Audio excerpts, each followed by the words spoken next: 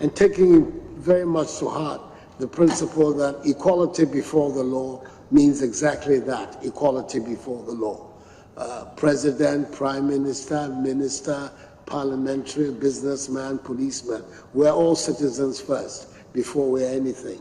And that therefore, when we get into problems of wrongdoing, we should face the consequences. We have a particular problem in Ghana. That is that every time a prosecution is mounted against a high-ranking official, you hear the cry, witch hunting. And it has become a way of protection for senior political figures. So we've now had to devise a particular response and mechanism. We've established an Office of Special Prosecutor that is a permanent official who is independent of the executive, who has the remit to hold all officials, past and present, accountable for their stewardship. And the person who's the first occupant of that office is a leading figure of the opposition.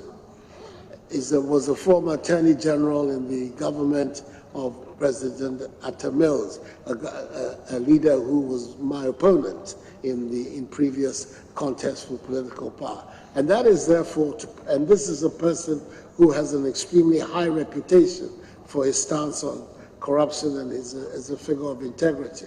And we're taking it that if he then puts you in his gaze for an act of wrongdoing, that charge of witch hunting will no longer be available. And we believe that that is a very important step that we're having to take to make sure that the principle of equality before the law in Ghana is truly made meaningful. Thank you very much, Mr. Chairman.